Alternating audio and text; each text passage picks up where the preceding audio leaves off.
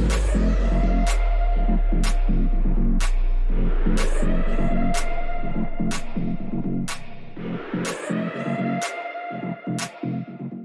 everybody, and welcome to this week's edition of the Cover 4 podcast. And my partner out in Provo, Utah, Randy Gibson, wearing the BYU blue, as get ready to talk about Bedlam and everything else that's going on. And Randy, can you believe that this is our 10th Cover 4 podcast? Wow, it's been a fast season, hasn't it? It's been a lot of fun. It really has. We started week 1 of high school, and now high school is ready to start playoffs here in Oklahoma, and we'll touch on that here in just a little bit. But let's talk about that ball game in Stillwater on Saturday. 27-24 Oklahoma State gets the win, and the Wolves are kind of howling out in Norman. Boy, they are really after Jeff Levy, the old coordinator for the Sooners, thinking there was some bad play calling, but I don't know if you call it bad play calling or what. But exciting ball game, typical Bedlam, the way it's been the last few years. It really has been, Jim. You know, first off, kudos to Oklahoma State and Coach Mike Gundy. They had a great game plan. They executed well. They played really well. I don't want to take anything away from them whatsoever. They played a fantastic ball game, yes, all the way around. Kudos to them. In fact, you're talking about they had to shell out several $1,000s for a new goalpost because the students rushed the field and tore the goalpost down. As a Sooner, I'll just say, Jim, I have not seen OSU fans that excited since 2016 when they won the 1945 national championship. That's what I can say about that. Yeah, they were very happy. Chad Weiberg, who I have known for many years, I knew him as a kid because his dad, Mick Weiberg, was the head basketball coach down at Connors. Mm-hmm.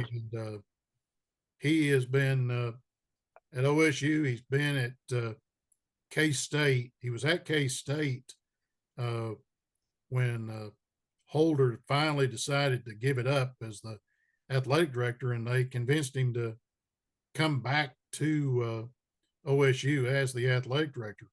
A lot of people heard the last name Weiberg. Well, his brother unfortunately was one of the 10 that perished in the plane crash back,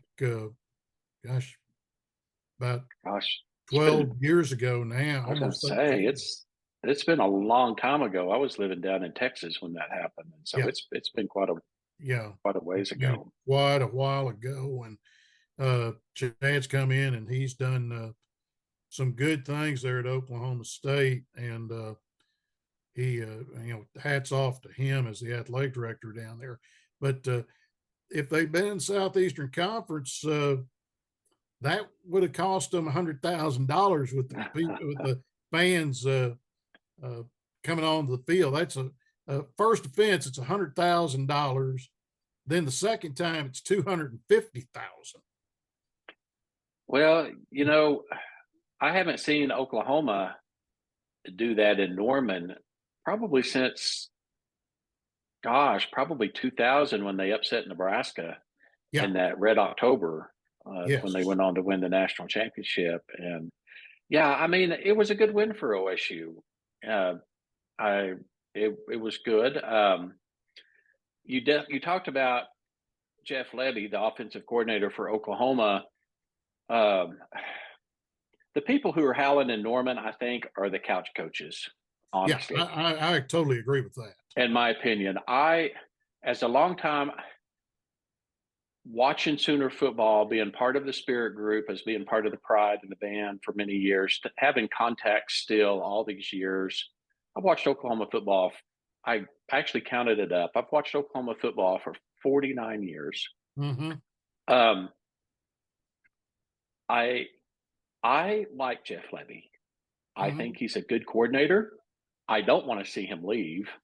Uh, I think if he leaves, our good quarterback in the wings, Jackson Arnold, will probably go with him with the portal.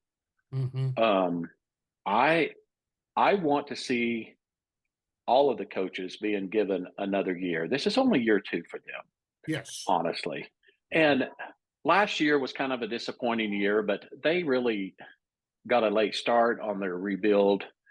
And to get ready for SEC, it's going to take them at least 3, maybe 4 years to get to the level that they really need to be at. Mm-hmm. And Yes. I think Brent Venables, Jeff Levy, Ted Roof, all of the coaches at every level have done a fantastic job in year 2. Um, they've already won the 7 games. A lot of people said they weren't going to even do that, and they've done it already. Um, they've had a lot of miscues the last 2 weeks, Yes. and but I don't blame the coaches necessarily for No. that. Mm-mm. That's the players. The players have to execute. The players themselves will tell you that. From everything the players, from Drake Stoops to Dylan Gabriel to Billy Bowman, they're all saying that. They're all saying, that they have to play better, they have to up their game, they have to execute better. Now, a lot of the couch coach Sooner fans, they want to say the refs cost them the game. Now, I don't believe that. I really don't. No. Um, a friend of ours that and a very dear friend of mine, who does stats with us sometimes, um, and he is a referee, Mm-hmm. not for college football, but he is a referee in basketball. And I think he kind of got his feelings hurt by some comments I made on social media because I was complaining about that call. And he said the refs um, don't win or lose the games. And I told him that I agree with that. Um, that it is the players, and it is on the players. Now, what I think Oklahoma, the reason they lost that game was 3 turnovers Yep. and a lack of execution on offense all the way around for the whole day, with And minus a couple of drives. yeah. But they didn't execute well. The 3 turnovers cost them 10 points. Yes. And the missed field goal cost them 3. That's a total of 13 points. That's the difference in the ball game right there. That's the ball game. Even Drake Stoops said they come out after half. They had a chance. They got they could have scored. They got the interception. They could have went down and scored again. And at one point, they could have been up 35-17, I think, or Yes. something like that. Mm-hmm. And that would Yeah. have put the game away. Yes. That would have been enough. Instead, they fumbled, and then they went down and missed a field goal, and then they had another interception, I think. So 3 turnovers, that cost them the game. That was the reason Oklahoma lost the game. I want to make that very clear. Yeah. Uh, Um, what got me was, on that 4th down, I was surprised, they're at the end that mhm. Drake broke the pattern off 2 yards in front of the sticks. That And surprised then everybody. he had a corner breathing down his neck. Yeah. And then he's so close to the sideline that if Mhm. he gets hit, he did. The only place he's going is to the sideline. He's not going to get the first down. That Right. really surprised me there. That did surprise me. I'm not sure if that was the way the route called. I know Levy was asked about that in post game. He said that they're so confident in that play with Drake's strength that he thought he could make up for that. But when you're that close to the sideline, all the defender has to do is give you a shove, and you're And out that's of all he bounds, did. and it's over. And that's Yeah. all he did. Mhm. Um, Now, having said all that, I will say, and even the national commentators said it, and believe it or not, even the OSU paper said it today. That pass interference on Drake Stoops in the end zone should have been called. Uh, It, it was I a got blown call. uh not from what I got from a guy who is on social media, has a podcast and a radio show. And I'll tell you who it is. It's Greg Swain. He's based out of Oklahoma City. And he talked to a former Big 12 official. And he's got a picture on his Instagram and LinkedIn of the play that we're talking about, where Drake looked like he got interfered with, which a lot of people thinks he did. It shows that Drake's foot, his heel, was on the sideline. And I actually saw that too. yeah, I did too. Here's my question: why didn't the ref throw his hat like he was supposed to then?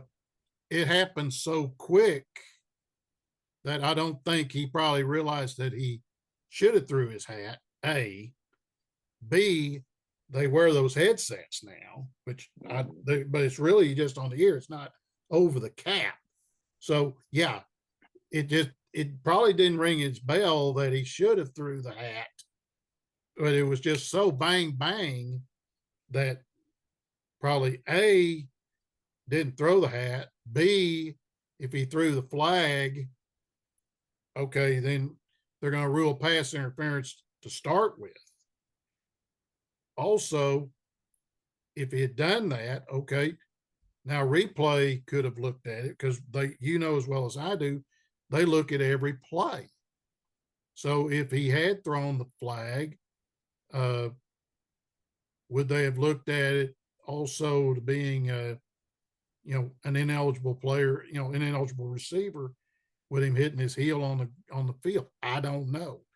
Well, and there was some argument I saw on that, and I didn't see I didn't listen to the podcast, but I actually did read the report about that podcast earlier. Mm-hmm.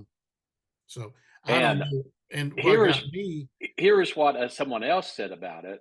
I don't know if they were a Big 12 official or just an NCAA official, but they said if they would have looked at it when he stepped on the line, he was dragged out. It was because he was interfered with. He came back in and reestablished himself, so thus he was eligible. That was what another official said, in their opinion. But here's the problem: we'll never know. Yeah, when we won't know. Then the other thing is, okay, I have said, okay, that wasn't the crew that I thought would had the ball game. I would have thought David Alvarez's crew would have had the game, which is Big 12's essentially their top crew. Right. And the problem was, A, they had OSU 2 weeks ago at West Virginia. That's A. B, I looked at all 7 ball games in the Big 12. I didn't see them at any ball game. So was it a case of they're supposed to have that week off, or B, did they turn the game down? Don't know. That's interesting. The Greg Burke, who is the supervisor of officials for the Big 12, and he's also the head of the CFO West Consortium. CFO is college football officials. The West Consortium is the Big 12, the Mountain West, and the Southland Conference, which is now an FCS or 1AA conference. Well, the Mountain West new supervisor of officials was a guy that he probably would have been calling that ball game if he was still in the Big 12. Guy that one of my former teammates down in Warner, Chuck Smithson, called him Johnny Biceps. Oh, yeah. Yeah, I know what you're talking about.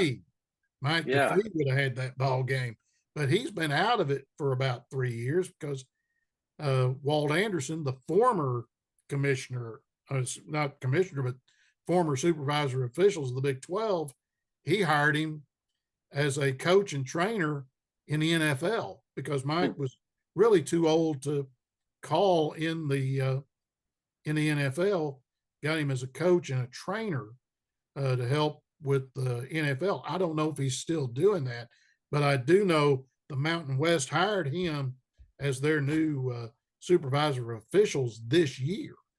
And Burke is just got the Big 12. He used to have both leagues. Um, I wish Johnny Biceps would have been Yeah. referee in that game. I think it would have Yeah. been I better. think both, There, not just you and me, but I think both Brent Venables and Mike Gundy would have felt a lot better if mhm. Mike or David's crew would have been calling the ball game. Not take, Well, I'm not going to take away from the guys that were assigned to it, but you would have felt a little better if they'd had the number one crew working that ball game Saturday. now I don't want to be one of those Sooner or Longhorn fans that think this, and Mm-hmm. I'm not really. Mm-hmm. Um, a lot of Sooner and Longhorn fan base have thought for the last 2 years that the Big 12 officials were going to try to give them the shaft Mm-hmm. if they could Right. because they're leaving the Big 12. Right. I don't want to think that. No. But if you were a conspiracy theorist, it's easy to say that. It When you is. look at the calls that were made against Oklahoma and Texas the last 2 years, and especially some of the calls that have been made against Oklahoma the last few weeks Mm-hmm. when the game was close. Yes. I my argument on Facebook, as you saw, was I don't think an official should have an impact on the game. They Right. should be there to keep the game fair. Yeah. Now, unfortunately, and this is going to sound funny me saying this. Now, again, I want to reiterate Oklahoma lost because of 3 turnovers and Right. lack of execution on offense. I fully believe and that is truth. And I can't deny the truth. However, with some of those calls, especially that one against Stoops, there's always going to be a little asterisk Mm-hmm. on that Right. win for OSU. It wasn't a clean, dominated win by them. Right. And that kind of takes some of the glamour to me off of that win on what could have been a very exciting game. Mm-hmm. We don't know, is it going to be another Sooner Magic game when Oklahoma comes back and wins late or not? We don't know, and we will never know because of that. Well, I will say this: the guys who call from Oklahoma in the Big 12, uh, they are being watched by the Southeastern Conference, and the SEC only hires guys that live within the conference. So Texas has already got officials in the SEC. They may get them a couple of more with Texas Mm-hmm. coming in, but there are guys who are in the Big 12 consortium as far as the Big 12 officiating crews. They're being looked at and could be possibly 3 or 4 of them, maybe more, could be going with OU to the SEC, and they're going to be watched over, on these ball games that they have. Most of them don't call OU and OSU. They'll call the other schools, Mm-hmm. but they will be. They're going to be assessed, and they're going to be saying, "Okay, we want you to come to the Southeastern Conference with OU." So that's something to think about. Uh, Well, I hope they don't get this crew for there'll sure. be some. I don't know who they were, or where they were from, but we'll. That's something we won't know. But Here, here's something else I want to bring up about that yeah. too. Mm-hmm. So a lot of Sooner fans have been critical of Brent Venables When he Mhm. was a defensive coordinator, both at Oklahoma and at Clemson, he was known to be very animated on the sidelines. Um, as a head coach at Oklahoma the past 2 years, he has calmed that down a lot. Yeah. Now, a lot of the couch coaches, as I call them, again, and the keyboard warriors, as I call them, most of them who have never stepped foot on a football field as a coach or a player or anything, Right. they they have criticized Brent for that. Now, he he's gotten two unsportsmanlike penalties this year. Mhm. And then they're mad at him for that. Well, you can't have it both ways. No, you can't. Do No. you want him to be animated? Do you want him to fight? Again, our mutual friend, who was the referee, said, "Well, why didn't Coach Venables go out and protest that?" Well, he had protested another call in the OSU drive that wound up being the game-winning drive, and it was a pass interference that was again questionable, Right. as I recall.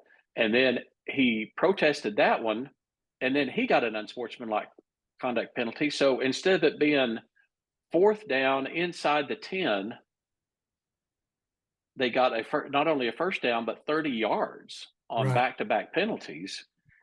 And you can't blame him for being just a little gun shy after that. Now, why was he given the penalty, but 'Cause Mike he Gundy wasn't whenever he threw his headset off and went racing out onto the field Mhm. over the 12 men on the field call? Mhm. It just didn't seem equal to me at all. It was that way all throughout the game. That was something that I had a big problem with. The did Brent say something He that said he he did. He said he didn't. He said he asked him a question. Mhm. That was all he did. He said he did not curse at him or anything. All he did was run out and ask him a question because he wasn't getting his attention and he wasn't coming over to the sidelines. Now, Mike Gundy did likewise.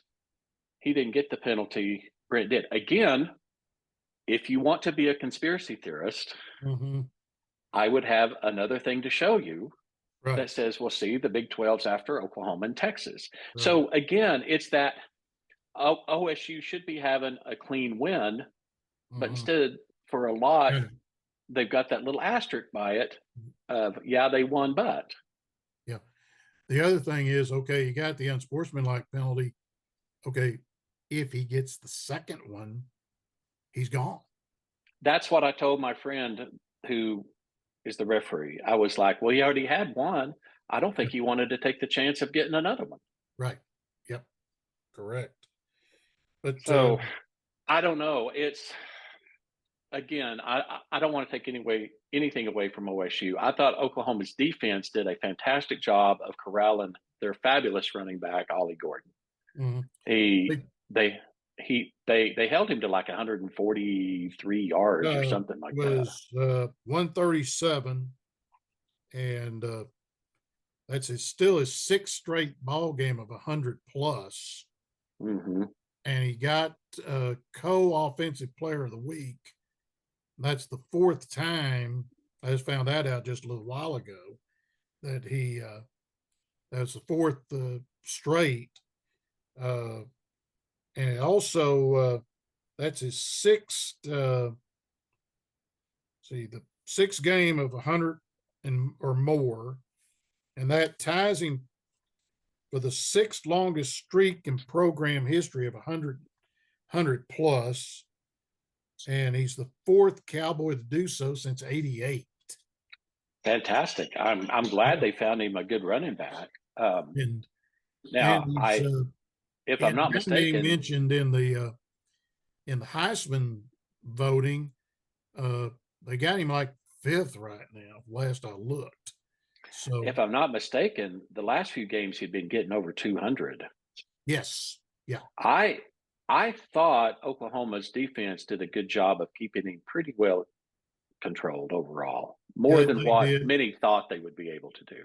But here's one thing that the OU defense didn't do. They did not get to the quarterback. That's No, the third straight ball game no. that OSU's offensive line has not allowed a sack. They did not get to the quarterback, and the corners and the safeties did not do a good job at covering number 10. I think his name was Woods. Mm-hmm. Number 10 had a heck of a day. Yeah. And I I believe that was Woody Washington that was supposed to be covering him from the safety position for the most part. Did Mm-hmm. not do a good job at covering him. He was open, and even whenever Woody was playing tight on him, he still managed to catch that ball. It Yeah, seemed like several key plays. So number 10 played a fantastic game. I thought Bowman, the quarterback, played a great game. he did. He really did. Again, I don't want to take anything away from OSU.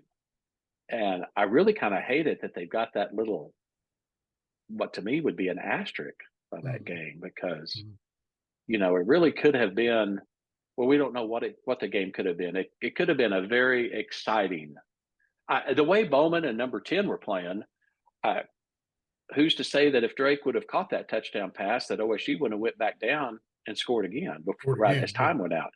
Right. Again, though, we'll never know. Yeah. Well, they've got a appointment with Gus Malzahn and UCF, and they got to go all the way down to Orlando for that one. And that will be on. That's the ESPN game at 2:30 on Saturday.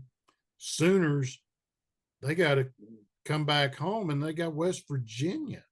Yeah, who totally destroyed BYU. Yeah, and that's going to be a 6 o'clock game on Fox. Mm-hmm. So that could be crew that might have that game. Could be Timmy B and Spencer. Could be. I I hope the Sooners can pull Wake their up. act together. It's not going to be easy. I'm No. glad it's at home. Yes. I'm really, really glad it's at home. I think they're going to have a better chance at home, being back at home. Um, but they're going to have to put these last 2 weeks behind them and learn from their mistakes and move on. Now the Sooners, they still have a chance to have a 10-win season. Yes. For me, I'm pretty certain that the Big 12 championship game's out. OSU's in the driver's seat in that side of it now.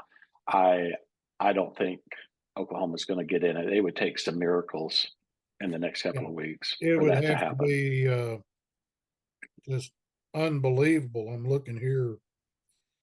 Uh, West Virginia game. Trying to find out. I'm not sure who Texas has Uh, left. well, I know who Texas has got. They have got. I know they. I know OSU has BYU coming to Stillwater, but the way BYU played Saturday against West Virginia, they won't have any trouble with BYU Mm-hmm. at The home, especially. Longhorns. Let's see. They have got. I can find it here because I went to their website. Sports on schedule for UT. They go to Amon Carter and they play TCU this week in Well, at Fort Worth. Then they've got to go to Iowa State next week okay. with Well, something similar to what OU could run into next week. well, Then, because that's going to be a 7 o'clock game in Ames, and then they've that got might. 6:30 on Friday the 24th against Texas Tech. Texas, they don't have a clean sweep No, to they don't. Arlington. As far as as far as the two leaders of the conference being Texas and Oklahoma State at this point, Oklahoma State's the one that's in the real good driver's seat. I'm looking at the rest of their schedule. Mhm. Of course, as you mentioned, they go into Orlando for UCF, and then they've got Houston That's on the not an easy 18th. one. That Oklahoma State should win that one. They should. And then BYU at Boone Pickens shouldn't be a problem for them. It shouldn't. So they're the ones most likely to go the rest of the way and make it to Arlington at this Yeah. point. That would be my prediction Well, right okay, now. 6 o'clock Saturday night at home, and looks like the networks are going to put the dreaded 6-day advance on the BYU game.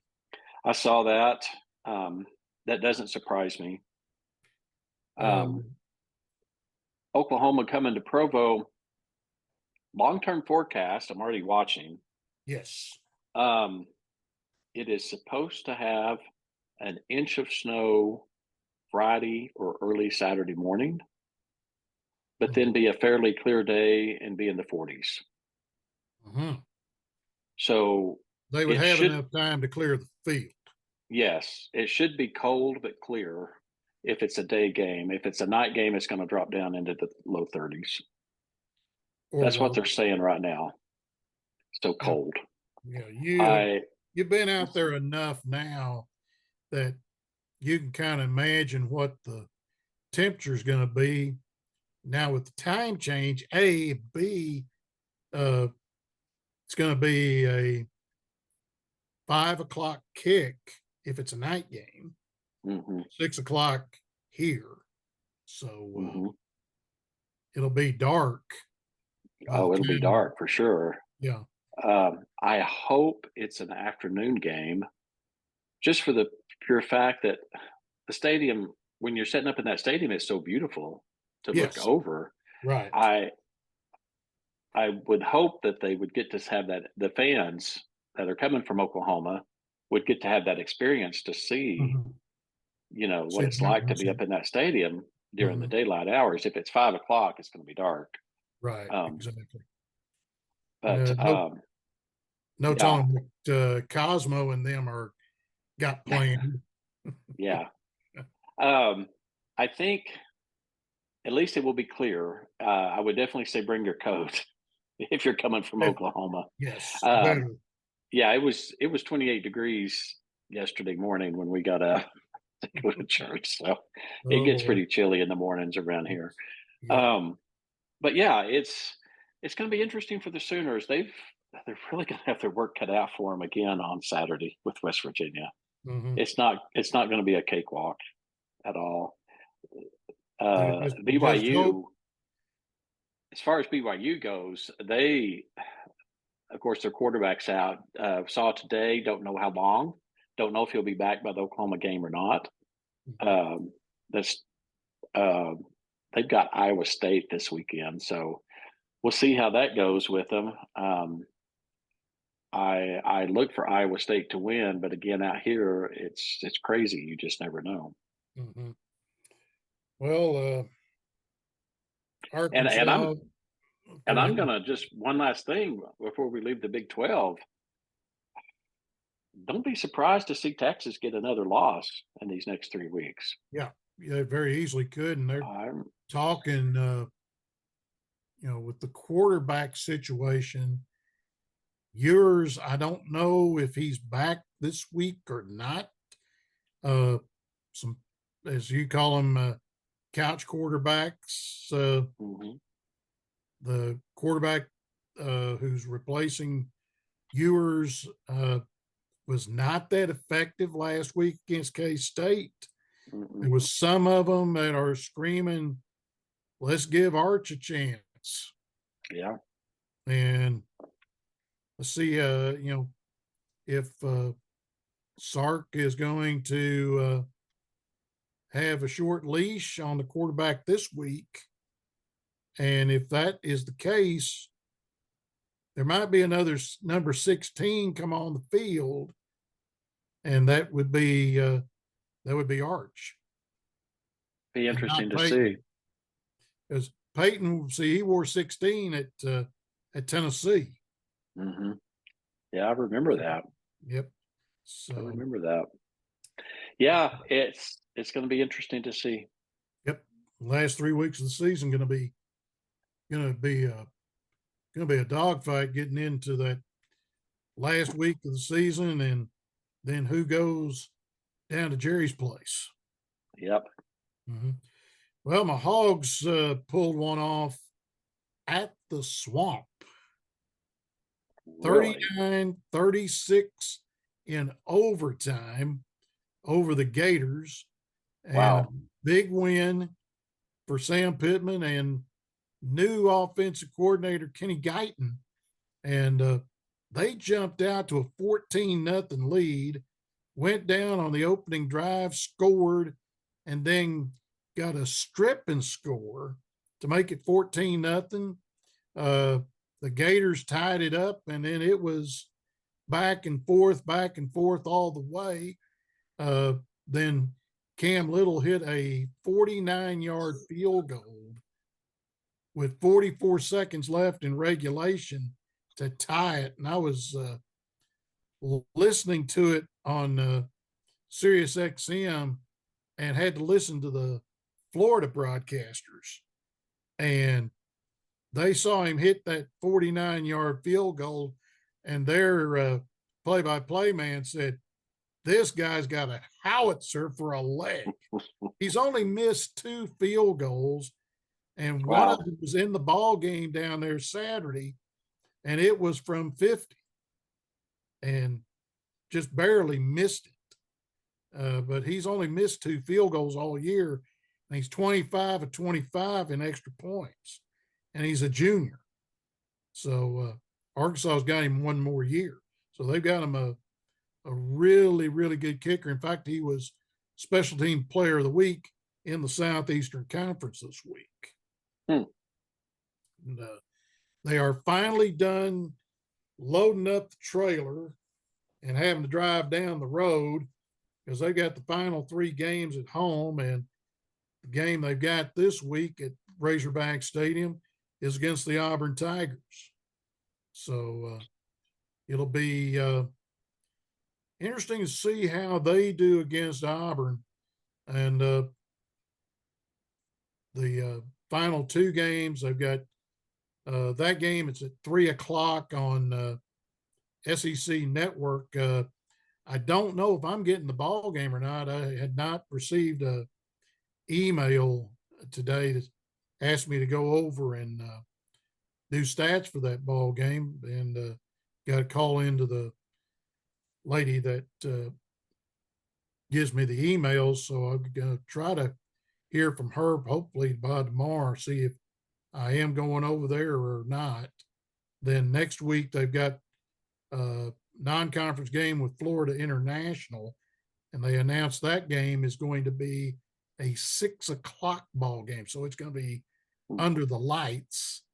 And then the Battle Line rivalry against Mizzou the day after Thanksgiving is a 3:00 game. And that's one of the final CBS SEC games that they'll do because they're switching to the Big Ten next year. So all the ball games next year in the SEC will be either ESPN, ESPN2, ESPNU, where the Florida International game will be on, or SEC Network or ABC, because it's all going to be under the Disney umbrella next year. So Big Ten is going to CBS, and I think even NBC's doing some of that as well, besides the Notre Dame broadcast. So Very a little good. difference next year. It's going to be a difference, and it's going to be interesting with Oklahoma and Texas being in that mix now. Yes. Guys on the call Saturday is going to be Dave Neal and guy who was the defense coordinator at Oklahoma State last year, former Vanderbilt head coach Derek Mason. He's now doing some analyst work for the SEC network. So he's going to be in Fayetteville. He was there for the Kent State game that I did. I didn't get to talk to him, but he was there doing that ball game. So he's working with Dave Neal, who's based out of Atlanta. So they'll fly from Dave from Atlanta, and Derek, I think, went back to Nashville, but I'm not real sure where he's based out of. But Tulsa, they fell on hard times. They got beaten overtime by Charlotte 33-26 to ruin the Golden Hurricanes' homecoming there at Skelly Stadium. And TU now in same situation Arkansas is. They got to win out to get to 6-6 and become bowl eligible. And it's not going to be easy because now they've got to go down to New Orleans and they got to take on the Green Wave of Tulane on Saturday. Oh, that's not going to be easy for them. Tulane's gotten to be a good team. They're a lot like SMU. They're a very good ball club, and it might be a case where Kevin Wilson's ball club may wind up not making it to a bowl game, and maybe they go 5-7, 4, hopefully they don't go 4-8, but like see them go 6-6 and get those extra practices. But then again, it might be just see what happens Saturday. If you lose that one and you just try to win the last two and at least have a respectable first season as the head coach of the Golden Hurricane. Yeah, it's gonna be hard. They are in for a tough one for sure. Game time has not been announced as of yet. Looked at it a little while ago, and they still hadn't posted what time the ball game is going to be down there at Tulane. The Redmen, on the other hand, well, wasn't an enjoyable senior day here at Gable Field. 52-0. Northwest Missouri defeat the Redmen on senior day. 11 seniors played their final home game, and JJ's bunch, they've been banged up probably the last half of the year. He's hoping he gets a few guys healthy and gets a chance to get healthy and play against a team that's about as banged up as NSU is for the final game of the season in Topeka as they take on the Ichabods of Washburn. 1 o'clock kickoff down up in Topeka, and hopefully they got a chance to maybe win that last ball game. JJ talked about it today at the quarterback club meeting as we tape this thing on Monday night. They just had a slew full of injuries, guys, broken hands, concussions, you name it, they've had it this year. And biggest problem's been in the line, in the offensive line, and they are extremely thin in the offensive line. Had to move people around. They had to practice today. They've got a new rule. I didn't know about this until today.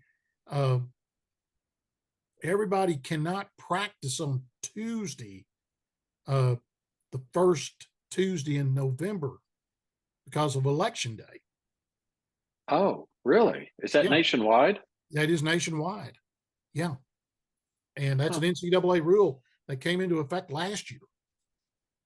So their Tuesday practice was today, and we got the day off tomorrow.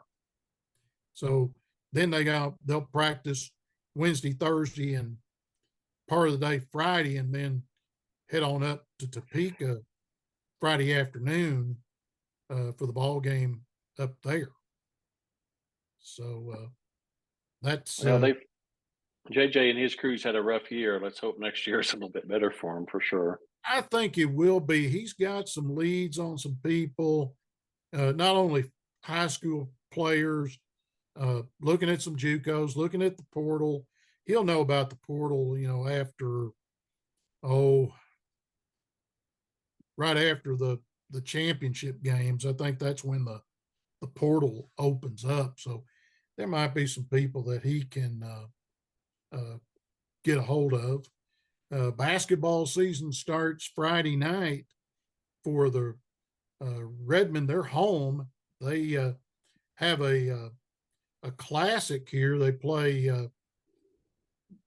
Northwestern from out at Alva, and another school that comes in from one of the other conferences.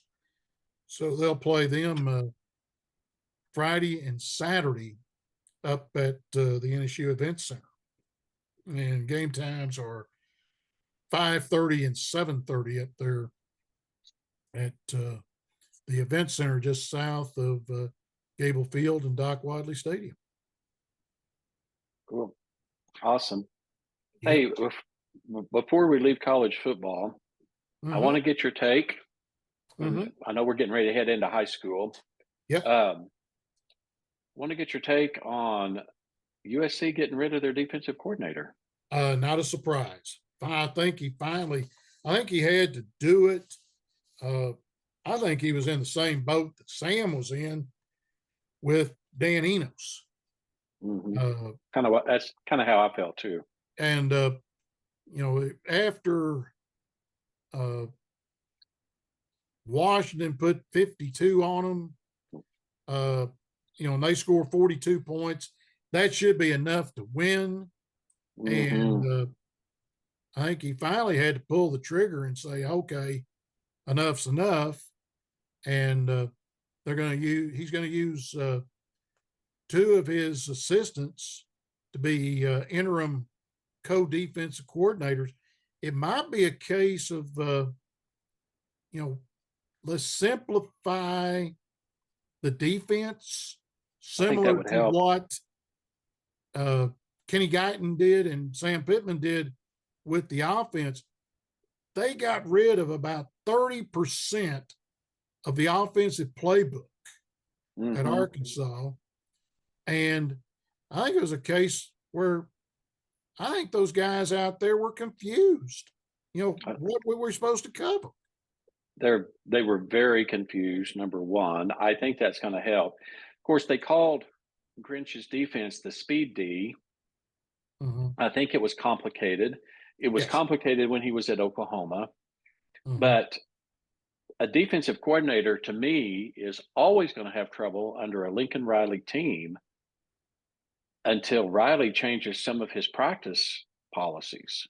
When he was at Oklahoma, number one, he didn't want his defensive players tackling his offensive players. Now, the quarterback, I understand, but he didn't want you tackling anybody. Yeah. And that's going to have to change. You can't,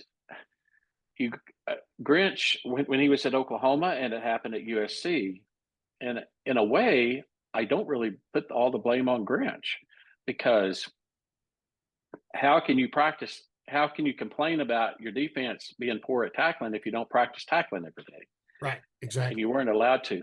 Another thing, I think Riley is going to have to get his head wrapped around and get it out of the sand and realize he's going to have a strength and conditioning program that provides toughness and stamina more than massages and yoga, which is kind of what he's got going right now. This is the reason why Sam changed strength and conditioning coaches after the ball game against Mizzou last year. They got whipped against Mizzou, and it was after that ball game. I mean, the guy didn't even last through the bowl game. I mean, Sam got rid of him immediately after the Missouri game because they got beat so bad. And brought in a new strength and conditioning coach, and it has helped them. But I think a lot of it, they were strapped by Dan Enos's style of calling a ball game. They were not letting KJ run the ball, nor Rocket Sanders. And they come up, and Rocket has a 100-yard rushing day against Florida. And I don't know if they had a 100-yard rusher. I don't think they had a 100-yard rusher all season up to that ball game. And then KJ ran the ball in overtime. They had a holding call on the first play. They had 1st and 20. He calls his own number, and he gets 20 in a first down. Gets it from 35 to 15. Then Rocket gets it down to the 4, and then they run essentially an in route to a wide receiver, a slot back, and he beats the corner or the safety, got him on his back, and KJ threw a strike to him, and that was the ball game, and Arkansas won. So, well, let me tell you, going back to USC and their strength and conditioning, their 2024 schedule was released this afternoon. Okay. Let me share some of these with you, and you're going to see why they're going to have to work on their strength and conditioning, or they're never going to make it. And the thing of it is, first year in the Big Ten. And the Big Ten, yeah. Just wait till you hear this. They start off the first game against LSU in Vegas at Allegiant. Yeah, at Allegiant right off the bat, and then they have Utah State come out to the Coliseum. Then they get a week off. Then they have to go to Michigan. Ooh, ouch. Then they've got Wisconsin at the Coliseum. Okay. Then they go to Minnesota. Okay. Then they get to host Penn State. Okay, then that's going to be interesting. That will be an interesting game. Then Maryland, Rutgers. Then they have to go to Seattle to play the Huskies of Washington. Mm-hmm. Get the week off, host Nebraska, cross the city and go play UCLA. And then to close out their 2024 season, they get to host Notre Dame. And that's always been a game that they've always played. When they play in South Bend, it's always been in October. But traditionally, USC Notre Dame has always been the last game of the season in Los Angeles. Well, it looks like it's going to be it again.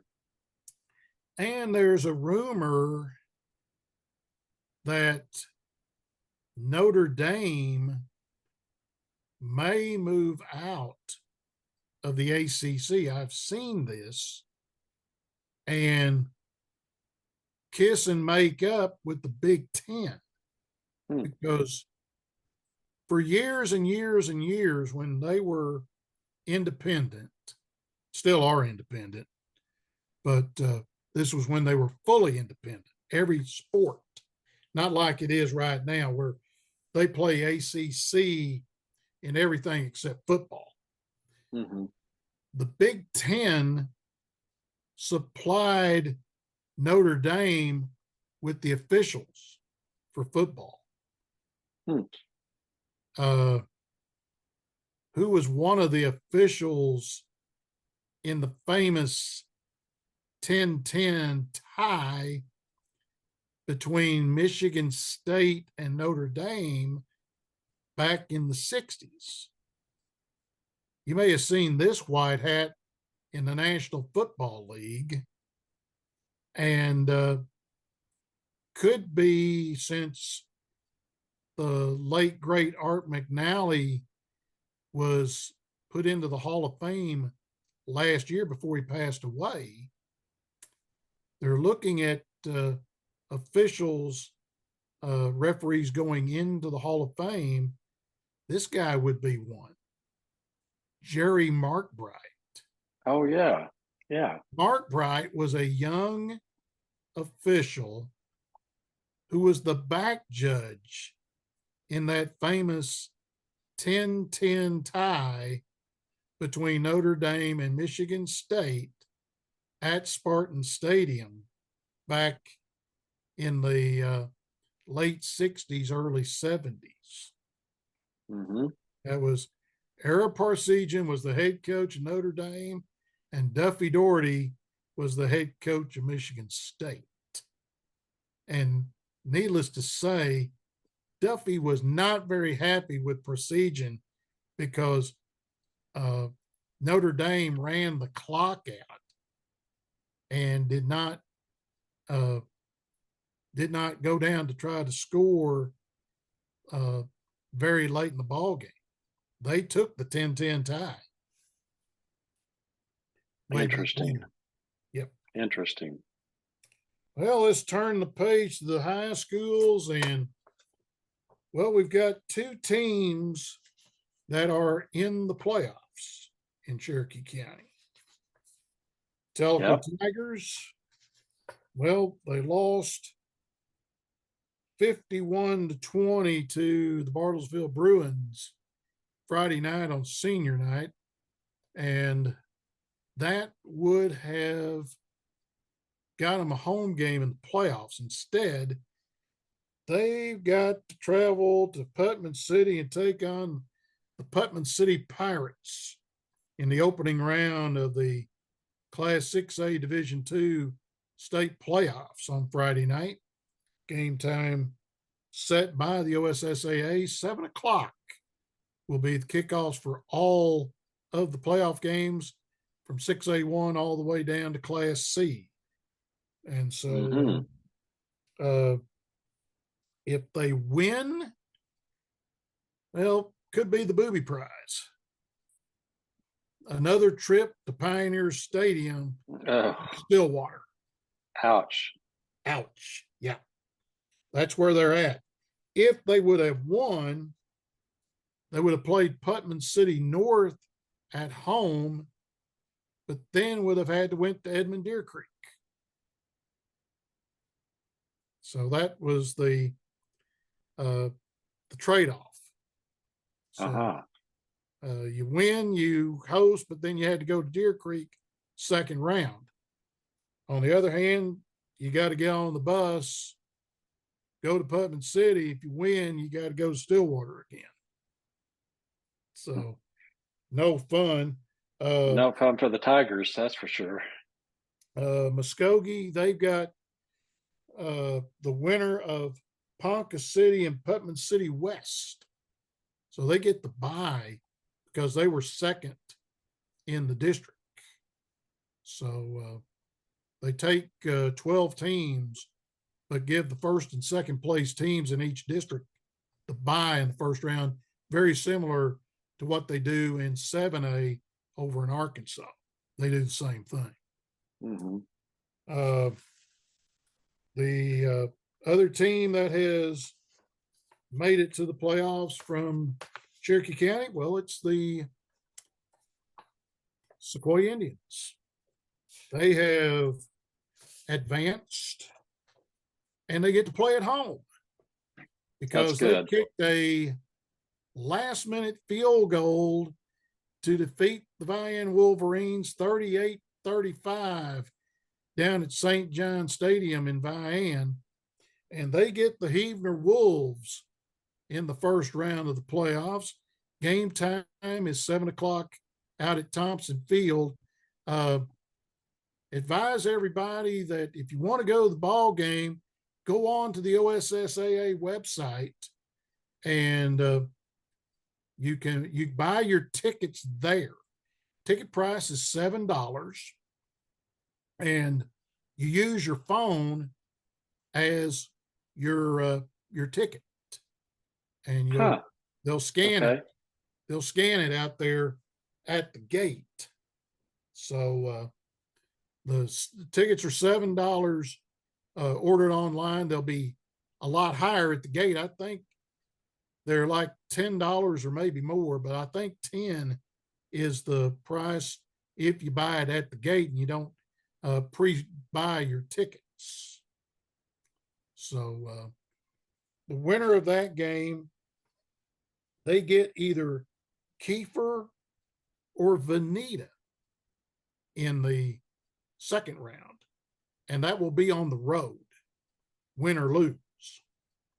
Okay.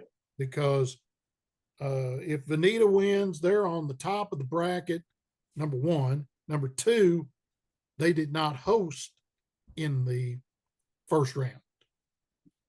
On the other hand, if Kiefer wins, they are the district champion out of their district, and district champions get 2 home games in the first and second round. That is I can credit that one to one Charles Cooper, the former head coach of the Tigers. Yep. Because we won a district one year. In fact, it was last year I was at the radio station.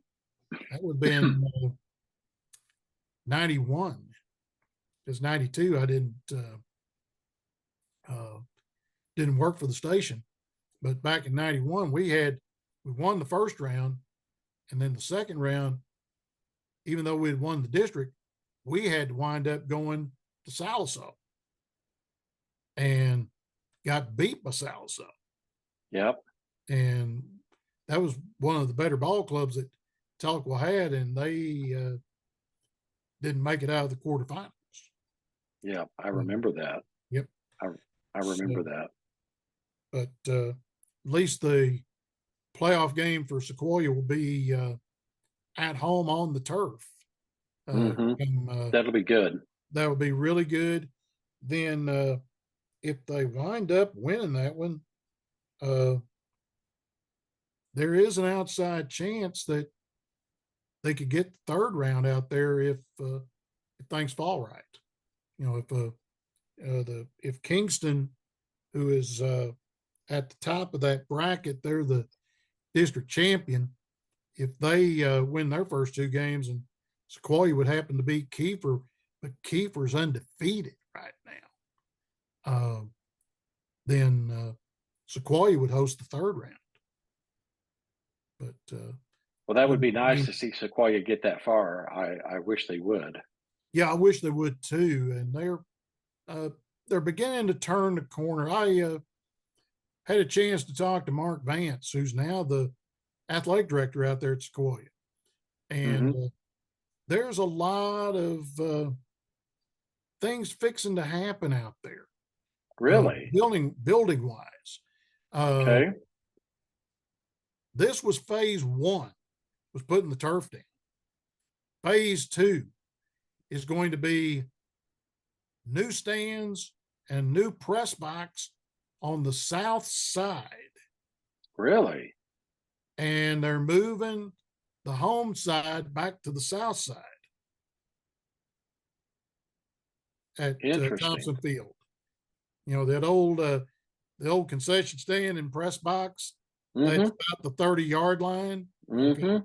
I think they're going to take all of that down, build a brand new press box. They might keep the concession stand. I don't know. I didn't talk to him about that. Then other phase is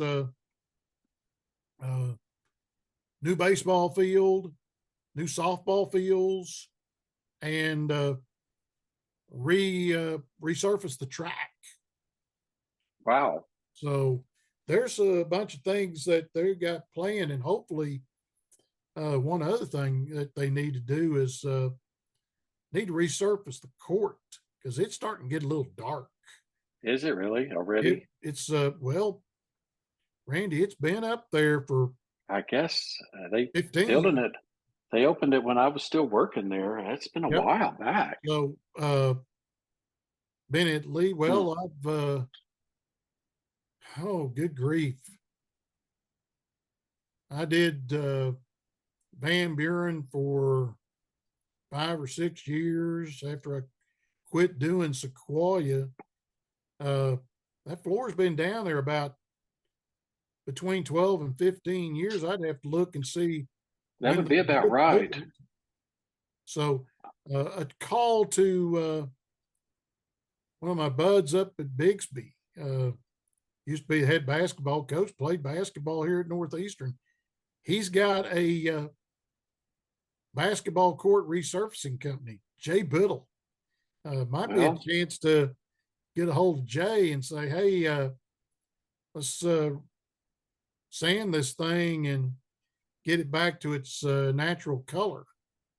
that would be right, because when my daughter Aurora was Little Miss Cherokee, the year that she went out, they did the contest that out there, Mm-hmm. and she was Little Miss Cherokee when she was 6, and she's 21.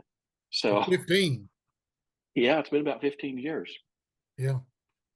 So that possibly, Wow, you know, time flies. I remember being part of the communications team when they were building that thing. yes, yes. Wow. And I was doing the ball games back then. You were. Yep. Uh, looking at the other two schools that miss out on the playoffs, Keys fell to Henrietta 38-7. They wound up the season 3-7, 3-4 in the district.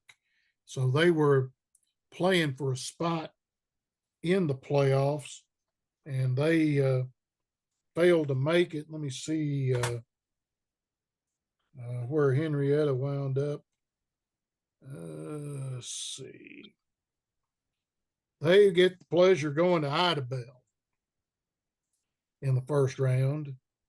And the winner of that game, get this one. This might be an interesting ball game.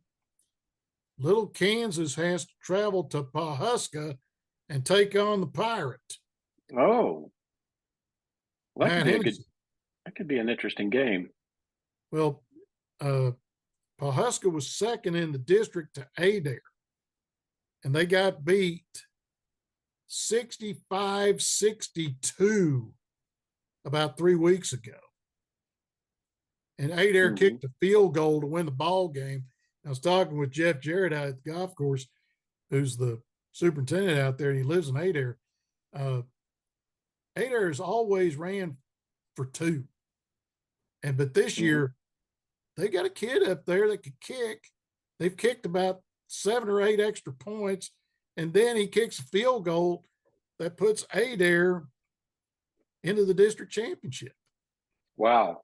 And so Adair, they're on the opposite side of the bracket. They play Sperry in the first round, so they get 2 games at home. If they happen to beat Sperry, they would get Eufaula or Vian in the second game. And if they wind up getting Vian, oh brother.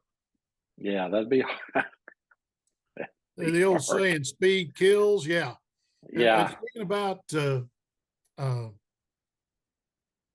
guys down at Vian, I'm going to tip my hat and congratulate Richard Jordan and Kenyatta Wright. True, both of them wore the orange and black at Oklahoma State, but they also, here's 2 guys from a small community in Sequoia County that played in the National Football League. And they were honored before the ball game Friday night against Sequoia, and their 2 numbers will no longer be worn by anybody wearing the purple and gold of the Vian Wolverines. They retired their 2 numbers down there. Happy to hear that. Yeah. Very happy to hear that. That's good. Good for those guys. Yes. And they should be recognized. I mean, that's just, as any of our listeners and watchers would know, it's just a small community down there. Yes. and to And have two of have them go to the NFL. two guys in the National Football League. Kenyatta played for the Jets Yep, for a number he of years. did. And I'm not real sure who Richard played for. I don't know, but I know I Kenyatta don't did know it. either, but I'd He have to look. he had a May have good to career with the contact Jets. Kenyatta to find out. Yeah, Kenyatta had a good career with the Jets. He He did. did. I was very impressive.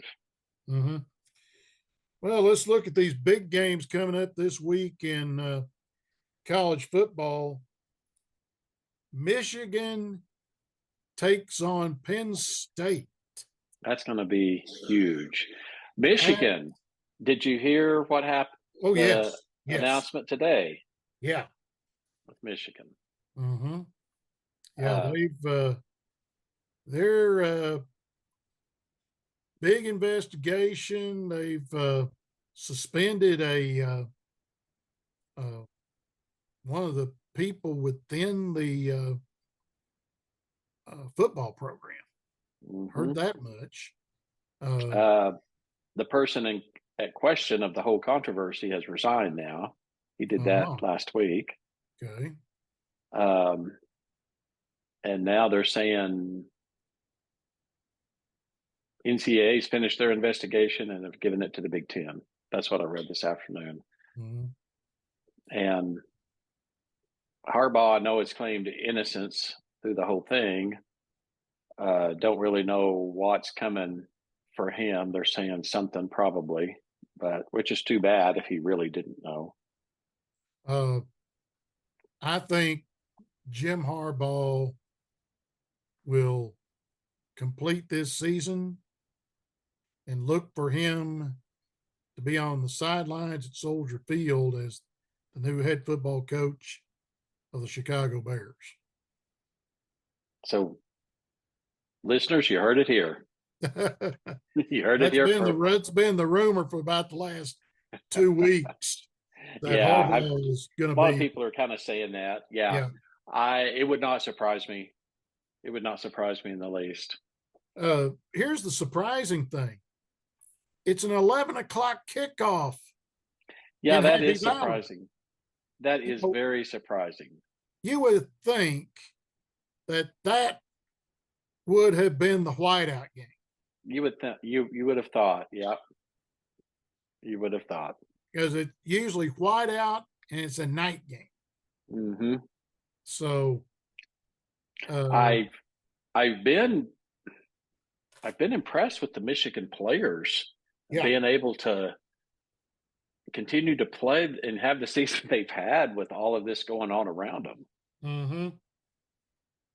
It's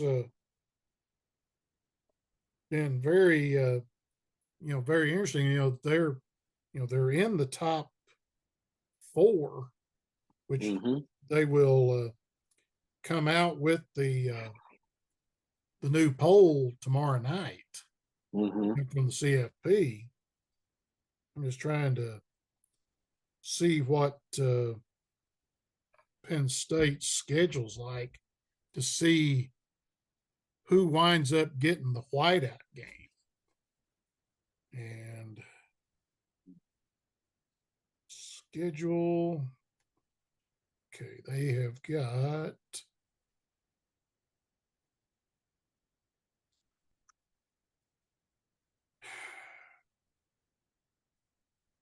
this is going to be a stripe out game, not a whiteout. Okay. So it's going to be blue and white. Interesting. Okay. So the since it's not okay, they've already had the whiteout game. Oh, okay. They had the whiteout game September 23rd against Iowa. Okay. I didn't remember that. They did whiteout early this year. I guess they did. Because normally they save that for way down there, usually when it's cold. Mm-hmm. But they did the whiteout game against Iowa. So other ones, Tennessee at Mizzou. That one will be kind of interesting, I think. Yes, I think so Number too. 17 versus number 12. Looking And like. then you got Tennessee. They can't look past that ball game because next week, I think they got Georgia. Oh, wow. So that's one that's going to be big. The other team that you fall out there, uh, the Utes, they've got to go to Seattle and they got UW. Yeah. Utes are going to have a rough time up there in Seattle, I'm afraid. Yeah, especially with them with their quarterback hurt. Yeah. Yeah, they got the pig farmer Yeah, the pig farmer, but right now. he's doing pretty good. So far, he's not doing bad, is he? No. Um, yeah, that's kind of been the discussion around here. Whittingham's kind of using that pig farmer line quite a bit. Apparently, he showed up to practice one day with a pig farmer shirt on. Yeah. Then uh and Georgia can't look past for Tennessee because they've got Lane Kiffin and Ole Miss coming to town Yeah. between the hedges. It's Yep. uh that's in Athens, and game day is going to be in Athens this week. Is that where they're going to be? Yep, Athens. they're going to be in Yeah, Athens. that's a 6 o'clock game, I think, isn't it? Yeah, I think so. 6 o'clock. Uh, and then USC and Oregon, and it's a night game at Eugene. Wow. 9:30 our time. Wow. That game with Georgia and Tennessee next week is at Neyland.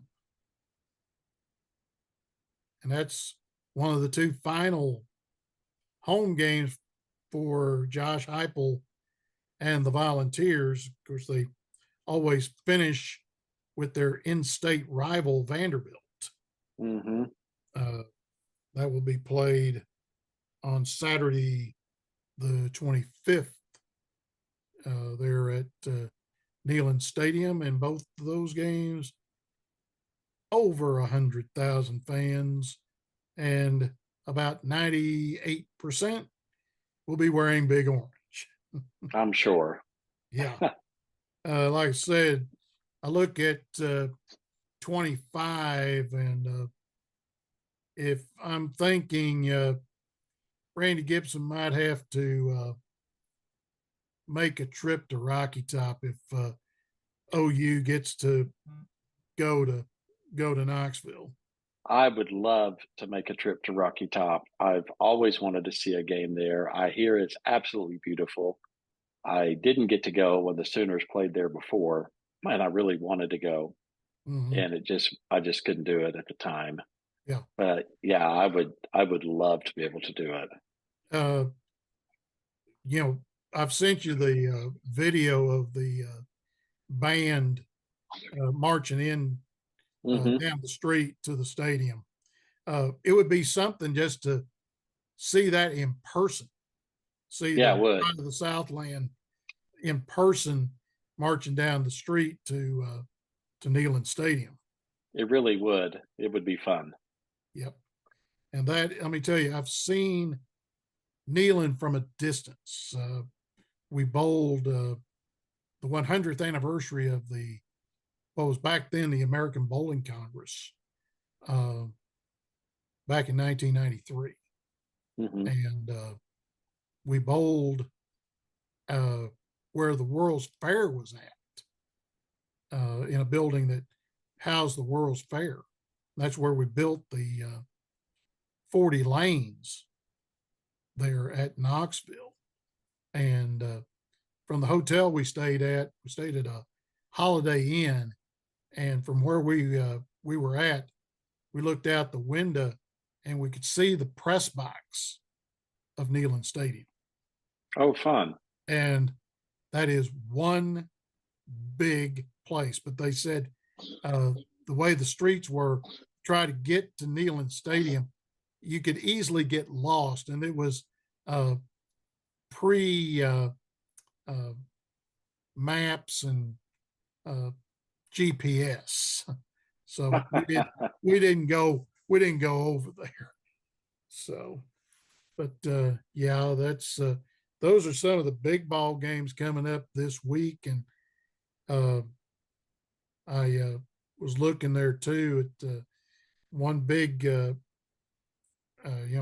said about the win for OSU, and some of the people that were celebrating it were neighbor who's an OSU grad, classmates that are OSU fans and grads as well. But one guy in particular used to work at Channel 2. He was has Geronimo Productions, but he's also now the president of the Cowboy Channel, Rodeo Channel, Jeff Metters. Oh, okay. And